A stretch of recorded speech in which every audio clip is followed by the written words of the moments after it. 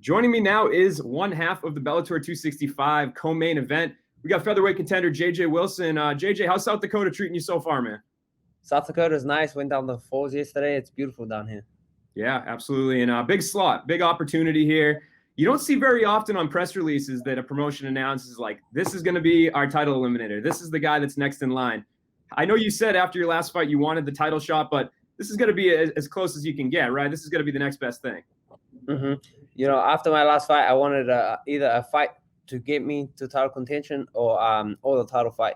And so I was super excited to be able to fight Adam Borics this time. Yeah, absolutely. And do you think it's the right other guy standing across the cage? You feel like, I mean, you both have a lot of momentum. Were you happy that was the opponent that you got? Definitely. Adam Borics is on a win streak right now. You know, his only loss was out of the Grand Prix, but since the Grand Prix, he's been dominating people in the cage. So, you know, he's a worthy opponent, and hopefully I can go out there and put on a good show against him. Yeah, and you did your camp in San Diego? I did all my training camp in San Diego with Alliance, with Johnny Faria, Justin Flores, and Janix. And you made that move right before the pandemic, right? Or right at the start of it, right when you started fighting again? Or have you been on it for a while? I made the move to San Diego about 5 years ago. Okay. And I've been living in San Diego ever since then. Yeah, it's kind of maybe a little bit of a blessing in disguise. I'm sure it was a big life change at the time, but have you thought about that at all? I know all your home countrymen and women are all, you know, bummed out they can't fight or they have to make big commitments. So you feel like you lucked out in that sense? I definitely lucked out. You know, as everyone knows, New Zealand just went into another lockdown. So it's unfortunate that a lot of the fighters can't fight anymore. But before this lockdown, New Zealand was pretty open. So a lot of them got to fight again. And we saw the big names like Israel Adesanya, Daniel Hooker, Kai Kara France, Brad Riddell, all those guys all still fighting. So that was awesome to see them still out here fighting. Yeah, no doubt, man. And I guess it probably helped you a little bit too, be able to kind of focus on what you're out here to do, right? Kind of all business, get better. You're only 24 and you're already in this position. Have you kind of exceeded your timeline, or is this how quickly you expected to fly up the ladder?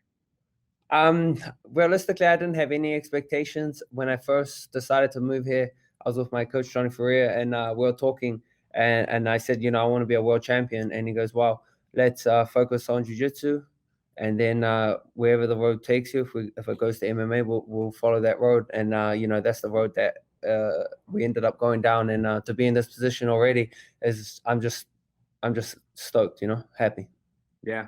And we see, I mean, the champion in your division, the new champion's only 26 years old. So it's definitely a division. It's got some good young fighters in it. Pitbull versus McKee. I'm assuming you had a close eye on that one. Were you surprised at all at the outcome as much as I was? Surprised. I was surprised a little bit, but not really. I kind of thought that it could go either way. I thought Pitbull was going to win, but I knew that AJ McKee had a chance. And when AJ McKee came out and put Pitbull on the back foot right away, I was like, okay, I think he has it. Landed that head kick, and then you know, that was pretty much it. Yeah, for sure. And I guess watching him and knowing how good you are, I mean, do you feel like you would stack up well? Do you feel like you're ready? You know, if you go out there, beat Adam Borics, do you think that you would have an advantage over him in the title fight? Definitely. AJ McKee is a real unorthodox kind of guy with his striking and his grappling. And I'm kind of the same way. If you ask any of my training partners, they've never trained with someone that has my style, or I'm real unpredictable as well. So I think we would stack up and have a great fight. No doubt, man. And I know this next question, I got to ask it.